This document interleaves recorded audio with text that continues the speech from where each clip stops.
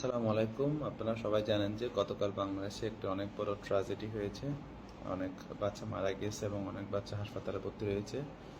বেশিরভাগ শরীর 20%-এর বেশি পুড়ে গিয়েছে। তো যারা যারা রোগীকে দেখতে যাচ্ছেন বা বিভিন্নভাবে রোগীর সাহায্য করার চেষ্টা করতেছেন, তাদের জন্য কিছু তথ্য আপনারা নোট করে রাখতে পারেন। এই বিষয়গুলো খেয়াল রাখলে বড় ক্ষতি এড়ানো সম্ভব। রোগীর আশেপাশে ভিড় করবেন না। যদি কোনো কারণে যেতে হয়, ভালো করে সাবান দিয়ে হাত ধুয়ে নেবেন। রোগীর বেড বা ফার্নিচার স্পর্শ করবেন না। গ্লাভস, মাস্ক, গাউন ব্যবহার করতে পারলে আলো ভালো হয়। 70% বা 70% অ্যালকোহলযুক্ত হ্যান্ড স্যানিটাইজার কিনে রাখবেন। কেউ যদি দেখতে আসেন, তাকে রোগীর বিছানায় না বসতে বলুন এবং যে স্যানিটাইজারটা 70% অ্যালকোহলযুক্ত থাকবে সেটা দিয়ে ভালোভাবে হাত ধুয়ে নেবেন।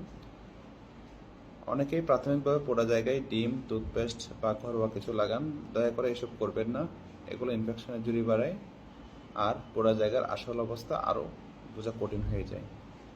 ড্রেসিং পরিবর্তন আগে ও পরে ভালো করে হাত ধুতে হবে। কোনো কারণে যদি আপনার ড্রেসিং পরিবর্তন করতে হয়, তাহলে ডাক্তার বা নার্সদের কাছ থেকে ভালো করে শিখে নিতে হবে কীভাবে ড্রেসিং করতে হয়। না জেনে এই কাজে কখনো হাত দিবেন না।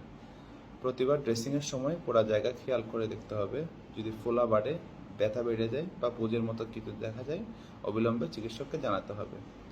যেসব রোগীর শ্বাসনালী পুড়ে গেছে, তাদের যদি শ্বাসকষ্ট হয়, বুকে ব্যথা হয়, দ্রুত চিকিৎসকের পরামর্শ নিতে হবে। টিটানাস টিকা দেওয়া আছে কিনা জেনে নেবেন।